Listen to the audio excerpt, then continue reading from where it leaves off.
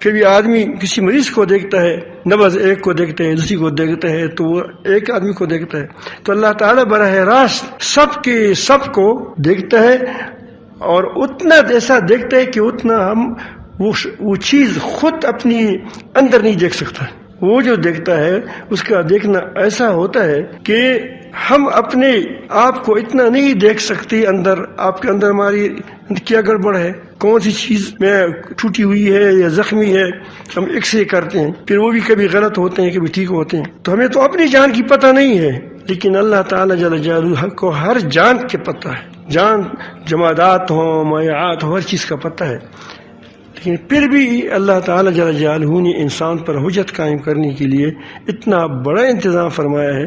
یہاں میں نے آپ کے سامنے ایک آیات تلاوت کی، اتنا بڑا انتظام فرمایا ہے کہ اب میں جو باتیں کر رہا ہوں یہ زمین اس کو ٹیپ کر رہی ہے، جس جگہ میں بیٹھا ہوں تو یہ تمام میری باتیں، یہ میں نے اسے انگلیاں کی،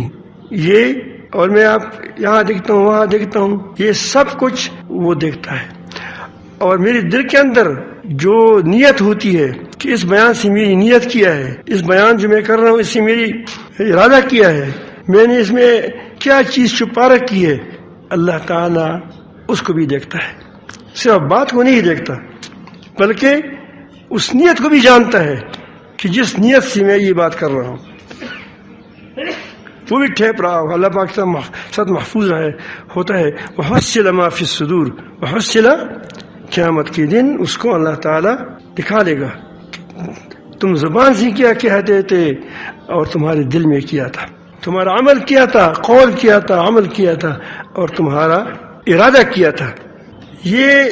ساری چیزیں اللہ تعالیٰ براہ راست بھی دیکھتا ہے، اور اس کے لیے انتظام بھی فرمایا ہے۔ یہ انتظام اس لیے فرمایا ہے کہ ایک تو یہ انسان محتاط رہے، دوسری بات یہ کہ انسان بہت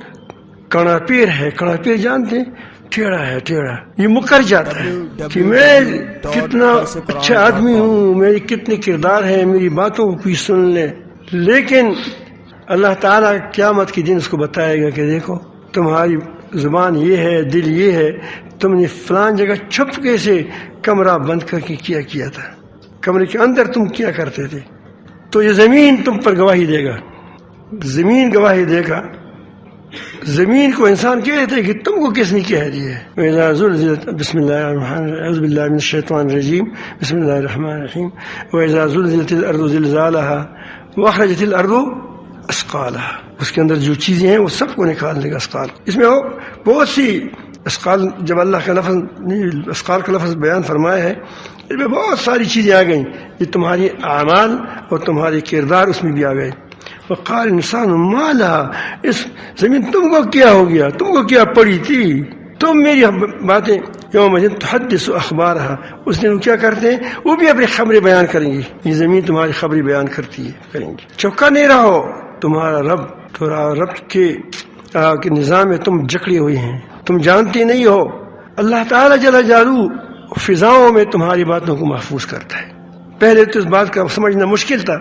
اب آپ دیکھتے ہیں آسمانوں میں باتیں محفوظ ہوتی ہیں، آپ اپنے کیا واٹس ایپ ہوتے ہیں، کیا ہوتے ہیں، موبائل میں نیچے لاتے ہیں، تو کیسے لاتے ہیں، وہ باتیں اوپر کیا ہوتی ہیں، محفوظ ہوتی ہیں، تب تو لاتے ہو۔ یہ تمہاری آوازیں، تمہاری شکلیں، یہ فضائیں بھی محفوظ کرتی ہے، تمہاری اعمال و کردار، ان کو یہ فضائیں بھی محفوظ کرتی ہے۔ پھر اللہ تعالیٰ جل جلالہ نے ہمارے ساتھ دو فرشتے بھی لگائے ہیں۔ اللہ تعالیٰ فرماتے ہیں کہ تمہاری زبان سے کوئی لفظ نکلتا نہیں ہے، کوئی عمل تمہارے ہاتھوں سے ہوتا نہیں ہے، لیکن کیا وہ فرشتے اس کو فوراً